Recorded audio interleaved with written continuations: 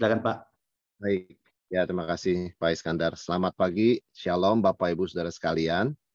Kita bersyukur boleh bersama-sama bersekutu dan belajar firman Tuhan pada pagi hari ini. Sebelum kita mulai, mari kita mohon pimpinan Tuhan ya, kita berdoa.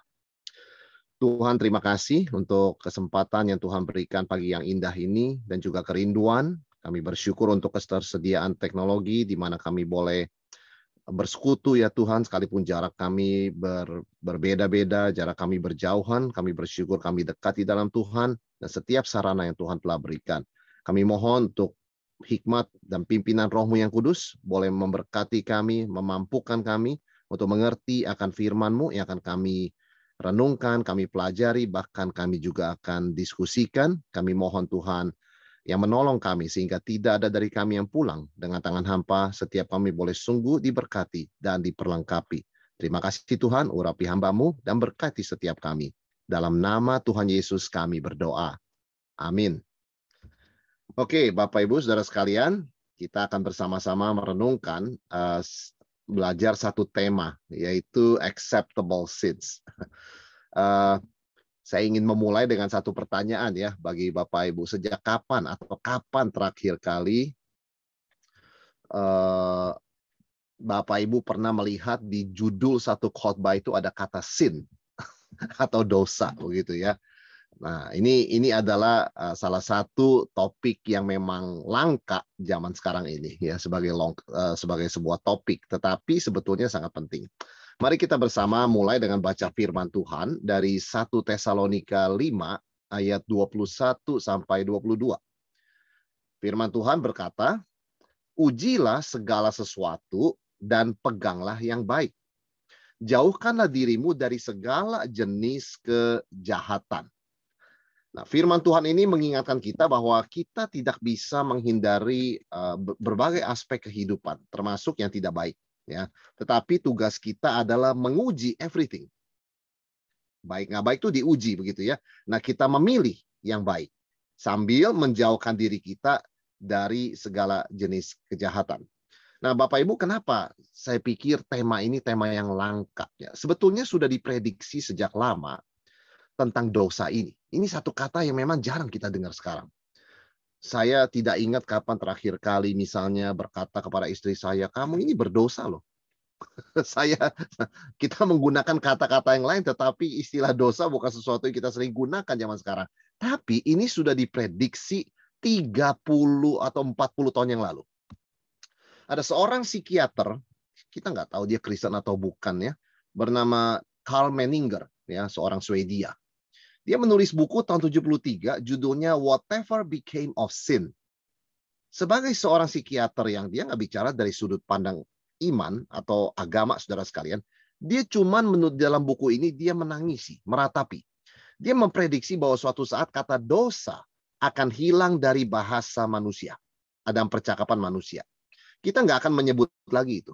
Meskipun di Alkitab berulang kali disebut, tetapi dalam percakapan manusia akan hilang ini. Nah, ini prediksi tahun 73 ketika dia terbitkan buku, dan dia bukan orang Kristen setahu saya. Percaya Tuhan pun belum tentu juga demikian. Tapi dia menangisi mengapa di masyarakat tidak ada lagi yang menggunakan istilah dosa. Padahal ini sangat penting untuk peradaban manusia. Kalau tidak pernah disebutkan lagi, pasti peradaban itu akan menurun semakin jauh dari moralitas dan standar kepantasan. Nah, apa yang dia katakan? Saudara, kata dosa itu akan hilang dan akan digantikan dengan kata-kata yang lebih lunak, sehingga terasa manusia nggak berdosa. Kalau manusia nggak berdosa, yang Yesus nggak perlu mati. Injil itu jadi sesuatu yang buat apa sih? Ya kan? Orang kita baik-baik saja kok. We are okay. Ya salah dikit, salah di sini sana, ya itu biasa lah begitu kan. Nah, itu yang dia takutkan sebagai seorang yang bukan Kristen. Tahun 73. Nah, akhirnya tentu manusia perlu mencari sebab kenapa ada sesuatu yang tidak baik dalam hidup ini. Maka yang disalahkan adalah sistem, lingkungan, pemerintah, begitu ya, kondisi ekonomi dan sebagainya. Maka apa yang terjadi ketika seseorang berbuat dosa? Oh, dia itu hanya korban, bukan pelaku.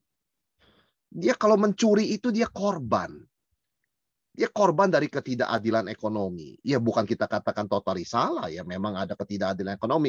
Tapi kok dosa itu digambarkan kita sekedar sebagai korban. Jadi orangnya nggak perlu berubah, nggak perlu bertobat. Nggak perlu, dia cuma korban. Yang perlu berubah tuh orang lain. Nah, ini yang ditakutkan oleh Carmen Ninger, Bapak Ibu Saudara sekalian. Dan pada zaman sekarang, memang prediksi dia ini terjadi. Dosa menjadi sesuatu yang bisa diterima, ya. Nggak perlu orang berubah. Itu yang kita sebut dengan acceptable. Sehingga menimbulkan satu pertanyaan, kalau memang dosa itu acceptable, ngapain berubah? Betul sekali. Pertobatan menjadi sesuatu yang tidak diperlukan. Pertanyaan saya, sama Bapak Ibu Saudara sekalian. Terakhir kali kapan kita mendengar istilah dosa diucapkan? Dan berikutnya pertanyaan saya, kapan terakhir kali kita mendengar istilah pertobatan? Ini satu pasang, nggak bisa dipisahkan. Kalau dosa jadi acceptable, bisa diterima, dan bukan benar-benar dosa, kok itu cuma variasi kehidupan, maka pertobatan nggak relevan, nggak perlu sama sekali. Jadi ada berapa kosakata yang berbahaya sekali bisa hilang dari peredaran. Dan ketika ini hilang dari peredaran, kita akan melihat akibatnya sangat-sangat tidak baik. Ya. Tetapi juga di dalam hidup kita, Bapak Ibu Saudara sekalian, ya, bahkan di gereja saya harus mengatakan ini. Di gereja pun kapan terakhir kali mungkin ya kita mendengar pembahasan tentang dosa dan pertobatan. Jadi apa yang Dr. Menninger prediksi nggak hanya terjadi di masyarakat, bahkan di dalam gedung gereja pun it's happening. Ada semacam satu tren begitu ya, sudah bukan baru-baru ini, sudah lumayan lama. Itu kalau khotbah itu jangan nyebut-nyebut dosa gitu loh. Aduh, jangan sebut-sebut bertobat, itu nggak enak dengarnya. Ada tren seperti itu, ya kan? Dan itu adalah sesuatu yang patut menjadi perhatian, ya, menjadi suatu pemikiran juga, Bapak Ibu Saudara sekalian. Nah, bagaimana di dalam kehidupan kita sekarang kita bicara? Bagaimana apa yang tadinya itu berdosa menurut Alkitab, sekarang kok menjadi acceptable gitu loh? Prosesnya itu bagaimana? Yang pertama adalah masalah itu populer. Ya banyak orang melakukannya kok, ya kan? Misalnya ya, di Amerika itu anak muda tidak menikah, hidup bersama itu sudah biasa. Ya kan, jadi tidak mungkin misalnya pendeta yang mau memberkati pernikahan bertanya begini, "Kalian sebelum menikah bagaimana? Apa tinggalnya terpisah atau tinggalnya?" Udah nggak ditanya lagi. Karena begitu umum, populer Bapak Ibu Saudara sekalian. Sehingga ya salah sih salah tapi acceptable lah. Yang melakukan begitu banyak. Nah, ini langkah pertama. Karena begitu banyak orang melakukan. Padahal ya sebetulnya Alkitab mengatakan semua orang sudah berdosa, kehilangan kemuliaan Allah. Memang banyak yang melakukan ya. Jadi sebetulnya bukan alasan juga. Tapi ini yang menjadi sebab. Kenapa dianggap acceptable. Ini banyak orang lakukan loh. Ya berbohong begitu kan. Siapa sih nggak berbohong? Kita satu hari itu ya berbohong berapa kali coba? Wah, sampai nggak kehitung. Jadi ya sudahlah. Nah, ini saudara sekalian popularitasnya, begitu kan? Yang kedua adalah no example. Maksudnya apa? Siapa sih yang nggak berbuat begitu? Kita tidak melihat ada teladan. Misalnya orang, siapa sih yang tidak egois? Siapa sih yang tidak bohong? Siapa sih yang tidak mementingkan diri sendiri? Siapa sih yang tidak mau lebih, atau siapa sih yang tidak greedy begitu ya, serakah? Nggak ada. Setahu saya semua orang begitu kok. Nah, ini membuat sin jadi acceptable, dosa itu jadi acceptable. Kita nggak melihat ada contoh orang menang dari dosa tersebut. Kita nggak melihat ada orang yang beda daripada yang lain. Atau kita belum menemukan begitu ya. Ini menjadi alasan juga, memang mesti begini kali ya kita hidup ya. Mesti egois, kita ini mesti ya sedikit-sedikit berbohong lah ya. Kita ini mesti begini. Nah itu saudara sekalian. Yang kedua, alasan kedua kenapa sin itu jadi acceptable. Yang ketiga, silence. Lama-kelamaan nggak ada orang lagi membicarakan dosa tersebut. Buat apa kita bicara soal jangan berbohong? Buat apa kita bicara jangan berpikir tidak baik? Everybody does that. Semuanya melakukan itu. Jadi kita tutup mulut saja. Nah ini silence. Nah ketika ini populer dan nggak ada contoh orang menang, lalu semua juga diam, saudara sekalian, maka sampai kepada satu tindakan terakhir. Itulah masa sementara, nanti juga baik sendiri. Ada masa-masa demikian, nanti otomatis akan keluar sendiri dari dosa tersebut. Nah, ini yang tidak terjadi. Ya. Karena kita tahu untuk keluar dari dosa itu memang harus ada komitmen pertobatan. mohon ampun kepada Tuhan dan kesungguhan. Jadi nggak ada yang otomatis. Nah, itu sebabnya kenapa beberapa dosa, ya kita masih berkata, oh itu dosa. Tapi beberapa yang lain kita merasa acceptable, Bapak Ibu Saudara sekalian. Dan itu menurut apa yang kita baca dari firman Tuhan, kita harus hati-hati. Karena yang acceptable ini yang bisa membuat kita terjebak dan tidak keluar dan melahirkan dosa-dosa lainnya. Ya, yang jauh, yang sama-sama serius tapi jauh lebih destruktif. Nah, saudara sekalian, apa saja yang dalam hidup kita sehari-hari dosa-dosa yang kita anggap sebetulnya acceptable, ya bukan dosa lagi sebetulnya. Everybody does that. Siapa sih Pak yang nggak melakukannya? And siapa yang nggak begitu? Nah, itu yang kita mau pelajari beberapa poin, Bapak Ibu Saudara sekalian. Apa saja? Ya. Yang pertama, keegoisan. Ya, Bapak Ibu Saudara sekalian, ini adalah one of the acceptable sins. Siapa Pak yang tidak egois? Kita kalau kerja kan kita mau karir kita naik. Kita kalau berdagang kan mau untung begitu. Semua kan mementingnya. Ya, tapi sebetulnya ada salah kaprah juga Saudara sekalian ya. Oleh karena jelas kalau orang kerja mau maju, orang sekolah mau dapat A, itu bukan egois begitu ya. Lalu orang bisnis harus untung. Kalau nggak untung bagaimana begitu kan? Tapi apa yang dimaksud dengan selfishness? Ini satu gejala zaman. Di dalam 2 Timotius 3 ayat 1 sampai 2 dikatakan, ketahuilah bahwa pada hari-hari terakhir akan datang masa yang sukar. Ya, kita kalau ditanya sukar nggak sih hidup sekarang, lumayan sukar. Manusia akan mencintai dirinya dan menjadi hamba uang. Nah, Bapak Ibu Saudara sekalian, ini tanda zaman. Ya kan? Tetapi keegoisan itu bukanlah sesuatu yang orang rasa kita nggak perlulah berubah, memang kita dari lahir lihat aja baik kan, dari lahir kan nangis minta apa. Memang kita naturnya seperti itu. Nah, itu yang kita harus waspada. Oleh sebab selfishness ini tetap di dalam firman Tuhan adalah sebuah dosa. Ya kan? Tetapi di dalam kenyataannya mungkin sedikit orang yang menyadari ini dan merasa ini sudah acceptable, saudara sekalian. Padahal ini boleh dikatakan penyebab dari berbagai dosa. Yakobus 3 ayat 16 mengatakan, sebab di mana ada iri hati dan mementingkan diri sendiri, di situ ada kekacauan dan segala macam perbuatan jahat. Jadi kita melihat kehadiran keegoisan ini itu selalu ada di semua dosa. Dikatakan oleh Rasul Yakobus, di mana ada mementingkan diri sendiri, di situ ada kekacauan dan segala macam perbuatan jahat. Jadi saudara perhatikan semua dosa yang sering kali kita anggap ya memang kita sadar itu dosa ya. Misalnya apa sih kekerasan, membenci, membunuh, berzina sebagainya. Itu semua kan ada unsur mementingkan diri sendiri. Tetapi ini saudara sekalian adalah salah satu yang banyak orang termasuk orang Kristen merasa acceptable. Karena memang kita semua lahir dalam dosa, lahir dalam kecenderungan yang egois sebetulnya. Nah, begitu umumnya hal ini ya, sampai dianggap ini dosa biasa, bahkan bukan lagi dosa. Nah, ini Bapak Ibu Saudara sekalian yang menjadi tantangan buat kita sebagai orang percaya ya. Karena keegoisan itu adalah tanda akhir zaman. Itu satu kerusakan moral dan perbuatan jahat. Jadi kita nggak bisa sekedar sebagai orang Kristen melihat, oh ya semua orang egois kok. Dan siapa sih yang nggak begitu? Begitu kan? Ya udah kita nggak usah ngomongin masalah egoisme lagi lah. Karena bagi firman Tuhan, egoisme itu tanda menjelang akhir zaman. Masa yang sukar itu akan datang menurut 2 Timotius 3.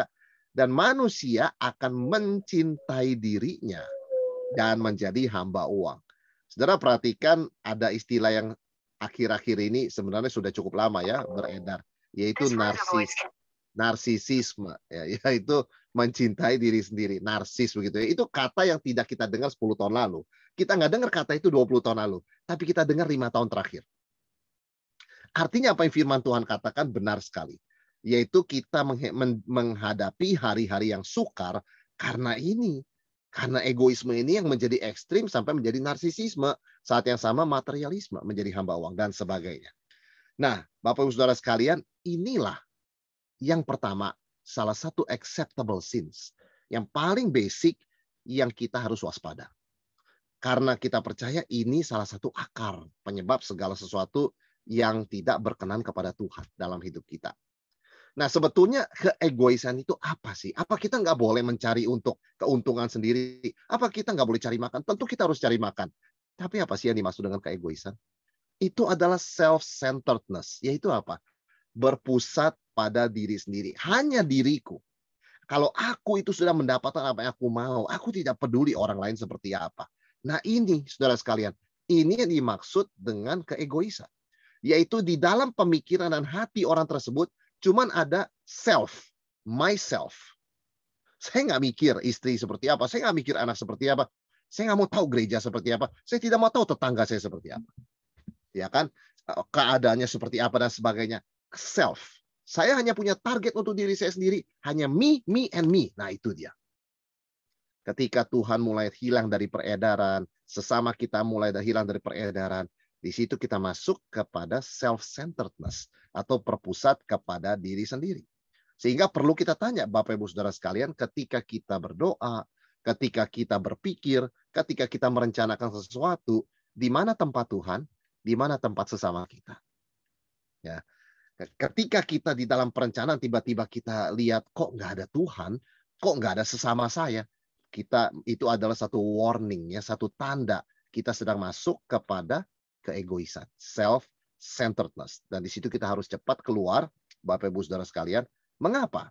Karena ini berlawanan dengan sifat Tuhan yang adalah kasih. Saudara perhatikan firman Tuhan sangat jelas di sini mengatakan dalam 1 Yohanes 4 ayat 8. Barang siapa tidak mengasihi, dia tidak mengenal Allah. Karena Allah adalah kasih. Saudara perhatikan, ada pepatah mengatakan tidak kenal, maka tidak sayang. Tapi 1 Yohanes 4 ayat 8 mengatakan terbalik loh. Tidak sayang, tidak kenal. Barang siapa tidak mengasihi, dia tidak kenal Allah. Kenapa? Karena Allah adalah kasih. Itu sifat Tuhan. Itu natur Tuhan. Jadi orang yang self-centered, berpusat pada diri, orang yang egois, itu betul-betul berkontradiksi dengan sifat Tuhan. Maka Bapak Ibu Saudara sekalian, seseorang itu bisa ke gereja, seseorang bisa ikut pelayanan, seseorang bisa melakukan banyak kegiatan Kristen, tapi kalau dia tidak mengasihi, dia tidak kenal siapa Tuhan. Wah, ini kan luar biasa Rasul Yohanes katakan. Orang ini tahu ajaran Kristen, orang ini tahu semua pokok-pokok iman Kristen, orang ini pun melakukan kegiatan Kristen, tapi ketika tidak ada cinta kasih, dia nggak kenal siapa Tuhan. Karena Tuhan adalah kasih. God is love. Jadi yang tidak mengasihi doesn't know God. Jadi ya benar, tidak kenal, tidak sayang. Tapi dalam iman Kristen harus diingat, tidak sayang, tidak kenal. Maksudnya, tidak mengasihi, tidak kenal Tuhan. Ini Bapak Ibu Saudara sekalian ya, itu sebabnya self-centeredness harus kita jauhkan. Dan ketika kita menyadari kita mulai egois, kita mohon ampun kepada Tuhan, kita mohon Tuhan memampukan kita berubah supaya kita belajar hidup dalam kasih. Dan perintah terbesar Yesus katakan bagi seorang pengikutnya adalah kasihilah Tuhan Allahmu dengan segenap hatimu, dengan segenap pikiranmu, dan dengan segenap kekuatanmu, dan kasihilah sesamamu manusia seperti dirimu sendiri. Tuhan Yesus nggak pernah bilang kepada orang benci dirimu sendiri. Dia katakan, iya mengasihi itu otomatis normal, natural. Tetapi ingat, number one Tuhan. Begitu ya. Number two, diri dan orang lain, nggak cuma diri. Ya kan? Nah ini Bapak Ibu Saudara sekalian, satu acceptable sin yang perlu kita waspadai, supaya jangan sampai kita membiarkan dia berakal. Ketika kita menyadari dalam pikiran perencanaan kita, nggak ada Tuhan, nggak ada sesama kita, itu adalah satu tanda. Kita sedang masuk kepada suatu dimensi self-centeredness. Ya. Dan kita mohon Tuhan, kita menyadari hal itu, kita mohon Tuhan kuatkan kita boleh keluar dari jebakan keegoisan tersebut. Apa sih contohnya, Bapak Ibu Saudara sekalian, acceptable sin yang disebut dalam keegoisan ini? Misalnya, lebih memikirkan kesenangan diri daripada kehendak Tuhan. Jadi ketika bicara soal pelayanan, ketika bicara soal suatu kegiatan, ketika bicara yang ditanya bukan apa yang menyenangkan Tuhan atau apa the best begitu ya. Tetapi saya happy nggak sih dengan acara ini? Saya happy nggak dengan kegiatan ini? Nah itu ya, itu contoh yang pertama ya Bapak Ibu Saudara sekalian. Misalnya yang kedua, selalu mau menang. Jadi nggak ada tempat di mana nggak ada kompetisi begitu loh. Di rumah kompetisi, di gereja kompetisi, di mana semua. Jadi sangat kompetitif, tujuannya selalu mau menang. Dia hanya feel good kalau dia menang. Dan dia hanya bisa feel good kalau itu sebuah pertandingan. Kalau itu sebuah kekeluargaan, sebuah kasih, he doesn't feel good. Nah, ini juga salah satu contohnya. Yang ketiga sebetulnya takut penolakan, ya, menuntut orang lain terima dirinya. Waduh, orang lain nggak boleh berbeda dari dia. Harus sama dengan dia pokoknya. Kalau berbeda, wah dia rasa ditolak. Nah, ini juga bentuk manifestasi daripada keegoisan. Berikutnya, sulit tunduk pada kehendak Tuhan. Ya, jadi, kenapa sih mesti begitu? Kenapa ini perintah Tuhan terlalu berat? Jadi begitu banyak pertanyaan Bapak Ibu Saudara sekalian dengan prinsip-prinsip yang sudah jelas, selalu question begitu ya. Sulit tunduk kepada kehendak Tuhan. Bayangkan kita sebagai seorang atasan misalnya Tuhan percayakan ada seorang bawahan yang setiap kali kita kasih instruksi ditanya terus kan, kenapa sih bos? Kenapa? Kenapa mesti begitu? Bos saya usul ya, jangan cuma begitu, kalau bisa yang begini. Bayangkan kita punya bawahan seperti itu. Nah, kita mengatakan bawahan ini nggak bisa bekerja sama, nggak bisa bekerja di perusahaan ini. Sulit tunduk dia. Demikian juga kita terhadap Tuhan. Ketika kita terus-menerus meskipun sudah diberikan pengertian, mengatakan sulit saya ini, mengampuni apa mengampuni ya? Jahat sekali orang itu kepada saya. Kenapa sih Tuhan bilang kasih musuh? Itu nggak masuk akal sama sekali. Musuh pun nggak pikir kita loh. Nah, saudara, ketika kita merasa terus-menerus sulit tunduk pada kehendak Tuhan, itu juga satu tanda ego kita strong sekali. Lebih strong dari kehendak Tuhan, begitu ya. Maksudnya daripada apa yang Tuhan perintahkan. Dan di situ kita perlu sadar. Berikutnya adalah controlling. Yaitu apa? Selalu suka ngontrol orang lain. Begitu kan? Jadi kalau tidak tahu apa yang orang lain perbuat, semuanya di sekitar dia itu ya dia gelisah begitu loh. Saya harus tahu dan saya harus kontrol. Begitu kan? Controlling sehingga orang sukar ya dekat dengan dia, selalu merasa apa-apa harus dia begitu kan. Nah, ini contoh manifestasi dari keegoisan. Dan berikutnya adalah merasa bahwa mengasihi dan melayani sesama itu buang waktu. Buang waktulah memperhatikan orang sakit. Is wasting time. Kamu perlu apa saya bantu sini. Tapi saya nggak ada waktulah untuk memperhatikan kamu. Ya, wasting time mendoakan orang lain. Ya kan. Kemudian, nah ini ketika kita mulai merasa tidak efisien dan tidak efektif memperhatikan dan mengasihi sesama. That's a sign of self-centeredness. Itu tanda awal daripada self-centeredness. Nah, Bapak Ibu Saudara sekalian, ini contoh-contoh keegoisan ya. Jadi sesuatu yang sebetulnya diri sebagai pusat itu self-centeredness. Nah, itu sebabnya kita harus melawan ini justru dengan mengingat akan sifat Tuhan. Allah adalah kasih. Ya kan? Dan perintah yang terbesar adalah mengasihi Tuhan dengan segenap hati, segenap kekuatan dan akal budi kita. Ini yang pertama ya, acceptable sin. Yang kedua, apa saja apa yang menjadi acceptable sin yang lain, saudara sekalian? Yang kedua adalah khawatir atau takut. Nah, ini juga kan, siapa sih yang tidak khawatir, Pak? Apalagi zaman ekonomi seperti sekarang, siapa yang tidak khawatir? Apalagi moralitas seperti sekarang, siapa tidak takut? Benar sekali. Benar sekali, Bapak Ibu Saudara sekalian. Khawatir itu terasa sebagai sebuah reaksi yang natural dan normal. Ya. Tetapi kalau dibiarkan, itu akan menjadi atau menuntun kepada dosa. Contohnya, Abraham dan Hagar. Sarah itu ketakutan. Ya, ini bagaimana ya kita tambah usia tapi belum punya keturunan. Katanya Tuhan berjanji, kita akan punya keturunan. Maka Sarah mengambil tindakan. Abraham, kamu dengan budak kita aja, Hagar. Problem, kan? Saudara sekalian. Demikian pula Abraham dan Sarah. Ketika bertemu dengan Abimelek, Firaun, raja-raja itu, Abraham ditanya, ini istri apa? Siapa? Istrimu ya? Bukan. Ini adik saya. Karena Abraham takut. Ya kan? Karena Abraham khawatir. Itu kan menjadi sebuah kesalahan. Nah, menjadi sebuah dosa. Demikian pula Firaun ketika dia melihat bangsa Israel ini besar sekali jumlahnya. Wah, lama-lama kita bisa diambil alih oleh mereka. Maka Firaun minta kepada bidan-bidan Mesir untuk membunuh anak laki. Herodes juga demikian. Ketika Yesus lahir, wah ada orang yang disebut raja orang Yahudi akan lahir. Saya harus do something. Bapak Ibu Saudara sekalian, meskipun terasa normal, meskipun terasa natural, firman Tuhan melarang kita khawatir. Kita memang mesti membedakan antara khawatir dengan perhatian. Kalau kita memperhatikan anak, kita memperhatikan dong bagaimana pergaulannya, bagaimana kerohaniannya, itu kasih. Sebagai ibu tentu bisa saja khawatir, aduh anak saya ini, sebagai bapak juga, bagaimana anak saya ini bergaul dengan siapa. Itu kasih, itu perhatian. Worry itu bukan itu, Bapak Ibu Saudara sekalian. Worry adalah satu sikap tidak percaya kepada kebaikan, kuasa, dan pemeliharaan Tuhan. Artinya satu sikap yang terus-menerus, sudah berdoa masih dikhawatirkan, sudah amin masih dikhawatirkan, begitu kan? Jadi dari perhatian, dari kasih, kemudian menuntun kepada doa. Tetapi setelah berdoa masih terus khawatir. Nah, itulah menjadi sebuah sikap tidak percaya kepada kebaikan, kuasa, dan pemeliharaan Tuhan. Kalau terus-menerus tidak percaya, kenapa berdoa? Kan begitu. Itu kontradiksinya di sana, Bapak Ibu. Ya, jadi terus-menerus khawatir atau worry itu menandakan sikap yang jarang berdoa sebetulnya.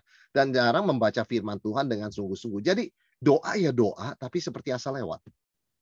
Tuhan terima kasih untuk makanan ini. Amin. Baca firman Tuhan, oke. Hari ini apa sih bacaannya? Matius, oke, kita baca. Tapi kurang sungguh-sungguh. Karena ketika kita sungguh membaca dan kita sungguh berdoa, kita tahu. Kita tidak menghormati Tuhan ketika khawatir. Ya. Ketika kita dipercayakan sebuah pekerjaan oleh seseorang, lalu setiap detik orang itu menelpon, setiap menit, setiap jam orang itu menelpon terus ya. Sudah selesai belum? Gimana? Ya kan? Sudah selesai belum? Gimana? Kita akan merasa kayaknya dia nggak percaya sama saya. Ya. Saudara, ketika kita khawatir terus-menerus, kita sedang menunjukkan sikap apa? Tuhan, bisa nggak sih Tuhan? Apa engkau sanggup begitu loh? Nah ini Bapak Saudara sekalian. Ya kenapa worry dilarang oleh firman Tuhan? Meskipun itu terasa natural. Oleh karena sebetulnya itu sikap yang tidak percaya kepada kebaikan, kuasa, dan pemeliharaan Tuhan. Kekhawatiran itu begitu destruktif sehingga bisa menghimpit firman sehingga tidak berbuah. Dalam Markus 4 ayat 18 sampai 19 dikatakan, dan yang lain ialah yang ditaburkan di tengah semak duri, itulah yang mendengar firman itu, lalu kekhawatiran dunia ini. Nah, itu dia ya. Kekhawatiran dunia ini dan tipu daya kekayaan dan keinginan-keinginan akan hal yang lain, masuklah menghimpit firman itu sehingga tidak berbuah. Kenapa dia udah baca Alkitab tetap khawatir ya? Ya justru karena itu, firman Tuhannya nggak bertumbuh, nggak berbuah, karena dihimpit oleh kekhawatiran. Jadi dia dengar khotbah berkali-kali, dia baca firman mungkin sering-sering, dia nonton YouTube begitu banyak, dia dengar firman, rekaman dan sebagainya, tapi tetap dia tidak bertumbuh, dia tidak berbuah karena kekhawatiran ini. Jadi Bapak Ibu Saudara sekalian, kekhawatiran ini ya Yesus katakan jangan khawatir ya. Karena kekhawatiran ini sama dengan hati dan pikiran yang terbelah antara Tuhan dan dunia ini. Nah, sehingga kita boleh simpulkan begini, Bapak Ibu Saudara sekalian, khawatir itu sama dengan tidak percaya pada Tuhan. Jadi gimana Pak kalau kita melihat misalnya seekor binatang buas, apa kita nggak takut? Itu takut normal. Ya kan? Khawatir itu adalah satu kondisi yang dipelihara terus-menerus. Nggak ada apa-apa pun dia khawatir. Nah itu, Yesus berkata apa? Karena itu aku berkata kepadamu, janganlah khawatir akan hidupmu, akan apa yang hendak kamu makan, atau kamu minum, dan janganlah pula khawatir akan tubuhmu, akan apa yang hendak kamu pakai. Bukankah hidup itu lebih penting daripada makanan, dan tubuh itu lebih penting daripada pakaian. Nah, saudara, Yesus mengatakan jangan khawatir. Meskipun terasa natural, Yesus mengatakan jangan khawatir. Wah, tapi bagaimana ya? Kita kan setiap hari mesti mikir bagaimana makan. Kita masih mikir tahun depan bagaimana kita penghidupannya. Kita masih mikir, betul sekali Bapak Saudara sekalian. Tetapi setelah kita berpikir, apa yang kita lakukan? Paulus katakan, janganlah hendaknya kamu khawatir tentang apapun juga, tetapi nyatakanlah dalam segala hal keinginanmu kepada Allah dalam doa Jadi apa? Ayat firman Tuhan katakan, jangan khawatir. Kalau saya khawatir gimana? Pray. Berdoa. Jadi ini yang mesti kita kembangkan. Tadi kita bicara soal keegoisan. What to do? Love. Kasih Tuhan. Dengan segenap hatimu, kasih sesamamu seperti dirimu. Itu bagaimana kita melawan. Lah kalau khawatir gimana? Doa. Yesus berkata jangan khawatir, Paulus berkata jangan khawatir. Ya kan? Dan Rasul Paulus khusus berkata, jangan khawatir akan apapun juga, namun in everything, termasuk kekhawatiranmu, nyatakan kepada keinginanmu kepada Allah dalam doa. Jangan lupa ucapan syukur. Jadi orang yang sedikit berdoa, banyak khawatir. Ya. Orang yang sungguh ya banyak berdoa, sedikit khawatir. Dan orang yang punya kebiasaan di mana dia terpikir sesuatu yang menggelisahkan dia berdoa, dia nggak akan jatuh dalam kekhawatiran. Itu reaksi pertama, tapi langsung dipadamkan dengan sikap berdoa. Dan Tuhan memberikan kepada dia hikmat untuk memikirkan tahun depan bagaimana pengembangan bisnis. Bagaimana memberikan makan anak-anak. 6 bulan dari sekarang. Tuhan berikan hikmat. Karena kita berdoa bukan melemparkan kata-kata kepada angin begitu ya, tetapi sungguh bicara kepada Tuhan yang mengerti segala kebutuhan kita bahkan sebelum kita buka mulut berdoa. Sebetulnya apa sih akar kekhawatiran Bapak Ibu Saudara sekalian? Itu ada hubungan dengan yang pertama tadi. Mementingkan diri sendiri. Artinya kalau kita nggak lihat di tangan kita nggak lihat depan mata kita, we gonna worry, kita akan khawatir gitu loh. Nah itu kan ada unsur egoisme, self-centeredness, dan controlling sebetulnya. Jadi acceptable sin yang pertama tadi, yang kita harus lawan, yaitu keegoisan, itu berhubungan dengan yang kedua, kekhawatiran. Ya kan? Orang yang khawatir itu mementingkan diri sendiri. Orang yang terus-menerus khawatir, di dalam pikiran dia hanya ada diri. Gimana saya supaya happy ya? Bagaimana supaya saya ini nggak anxious ya? Gimana? Jadi terus yang dipikirin adalah self. Tanpa sadar menjadi self-centered. Maka saudara sekalian kembali kepada firman Tuhan. Apa yang harus kita lakukan untuk mengalahkan kekhawatiran? Bersyukur. Hitung berkat. Ada banyak hal kita tanya. Tuhan bagaimana saya survive besok-besok. Tapi so far kita udah survive kan? Apakah kita bersyukur? Tuhan gimana keluarga anak saya, keluarga ini saya di dalam zaman seperti ini. So far Tuhan sudah pimpin. Bersyukur. Lalu berdoa. Tuhan terus pimpin, Tuhan terus tolong. Tapi jangan khawatir, Bapak Saudara sekalian, ya. Dan yang ketiga, jangan lupa Yesus berkata apa? Carilah dulu kerajaan Allah dan kebenarannya, maka semuanya akan ditambahkan kepadamu. Oke? Kita terganggu oleh sesuatu kekhawatiran, kita berdoa kepada Tuhan, kita bersyukur. Berikutnya apa? Kita tanya, Tuhan, what do you want me to do? Apa yang Tuhan mau saya lakukan? Pelayanan apa Tuhan mau saya kerjakan? Siapa yang Tuhan mau saya layani? Cari dulu kerajaan Allah dan kebenarannya. Sekali lagi Tuhan Yesus memindahkan fokus dari diri kepada Tuhan. Jadi kekhawatiran itu berhubungan erat dengan self-centeredness, maka solusinya adalah lihat kepada Tuhan. Tadi kita bicara kasih, sekarang kita bicara kerajaan Allah dan kebenarannya. Maka semuanya akan ditambahkan kepadamu. Bapak Ibu Saudara sekalian, ketika kita memfokus kepada Tuhan, kita tidak akan khawatir. Bukan kita nggak mikirin masalah kerjaan dan keluarga. Pasti kita tetap pikir. Tapi fokus kita kepada Tuhan, kita tahu Tuhan lebih mikir daripada saya. Tuhan lebih memperhatikan pekerjaan keluarga saya daripada saya bisa. Nggak bisa. Tuhan lebih bisa dan Tuhan lebih memperhatikan. Tuhan lebih tahu segala kebutuhan. Nah itu bedanya. Dia ada iman di sana. Dia ada kepercayaan. Tuhan sanggup, Tuhan peduli, Tuhan penuh kasih. Beda sekali. Fokusnya bukan diri, tetapi Tuhan. Nah, di situ bagaimana kita bisa keluar dari jerat acceptable sin yang kedua ini, yaitu worry, yang terasa natural. Siapa sih Pak nggak khawatir tiap hari? Ya, tapi firman Tuhan mengatakan, don't worry. Rasul Paulus juga mengatakan dalam Filipi 4, don't worry, but pray. Tapi doa. Ya. Berikutnya yang ketiga, Bapak Ibu Saudara sekalian, ya, yang ketiga, apa acceptable sins dalam hidup kita, bahkan di antara banyak orang Kristen? Gosip.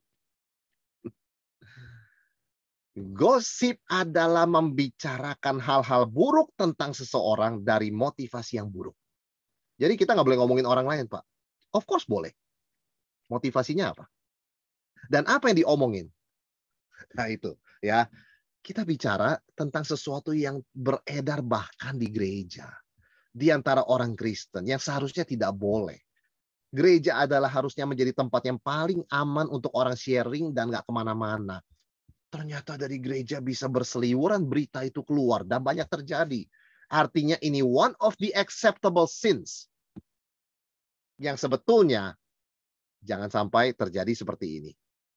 Saudara, tindakan menggosip mencerminkan hati yang buruk dan penuh rupa-rupa dosa. Yang diucapkan mulut, kata Yesus, meluap dari hati. Artinya sebetulnya ini masalah hati juga. Ya, saudara sekalian, hati baik bicara baik. Hati buruk bicara buruk. Itu Yesus katakan dalam Matius 12 ayat 34 dan 35.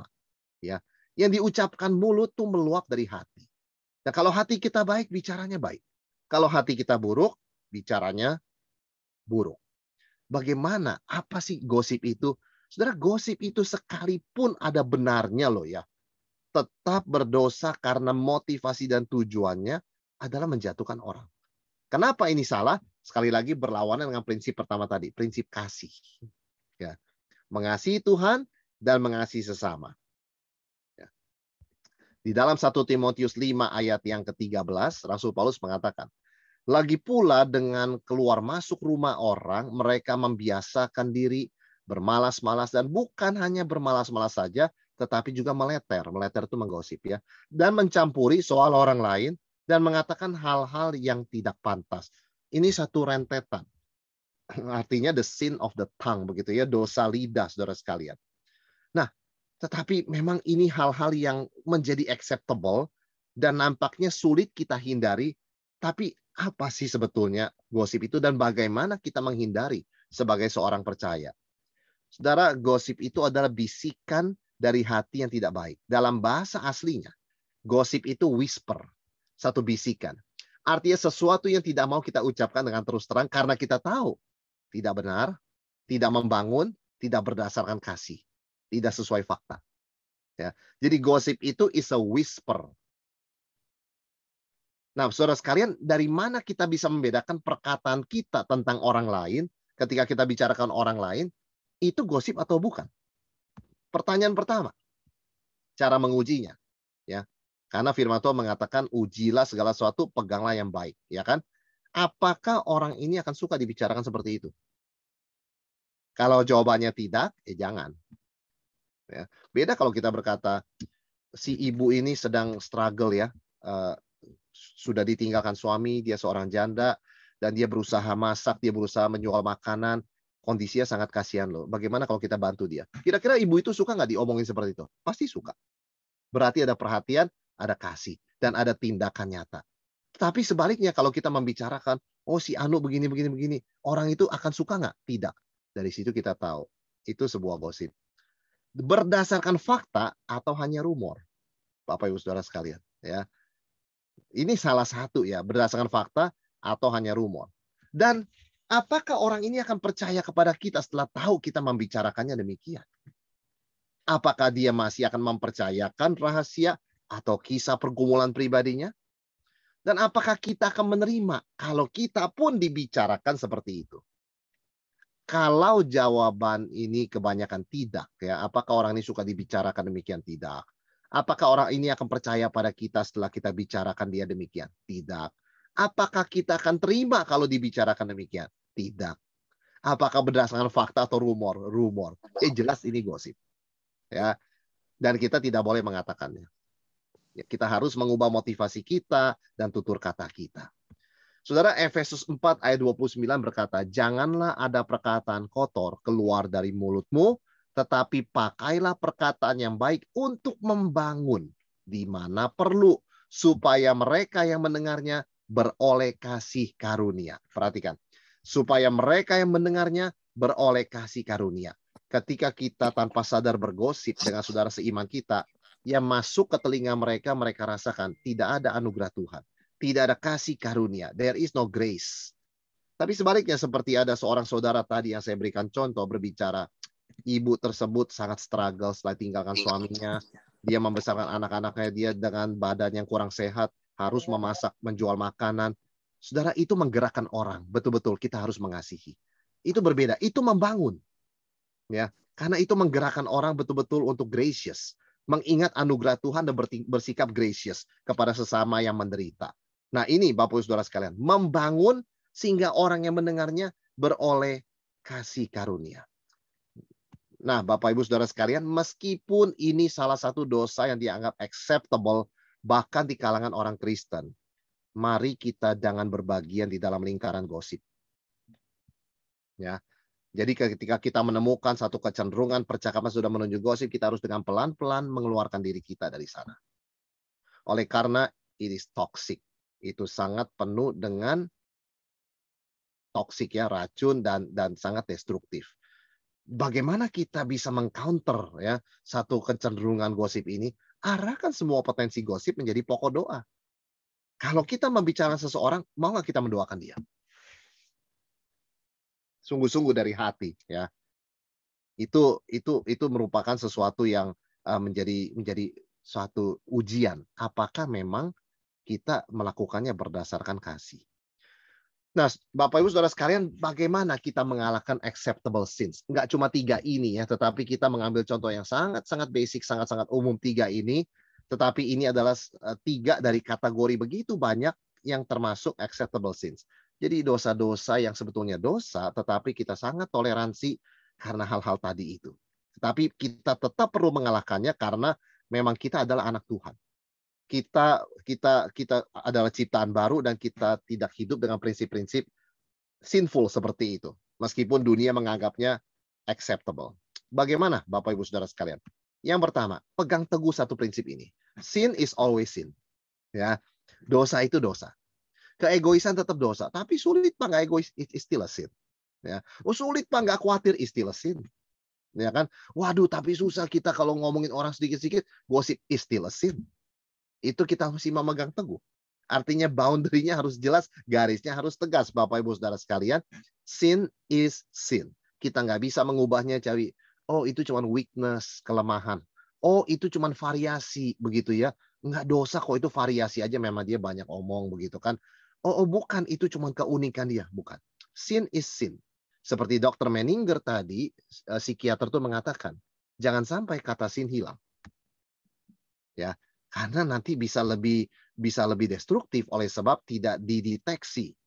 Dan ingat yang kedua, Yesus mati karena semua dosa loh. Termasuk dosa yang kita anggap acceptable. Pembunuhan, dosa pembunuhan. Membawa Yesus ke salib? Yes. Dosa berbohong, membawa Yesus ke salib? Yes. Dosa berzina, membawa Yesus ke salib? Yes.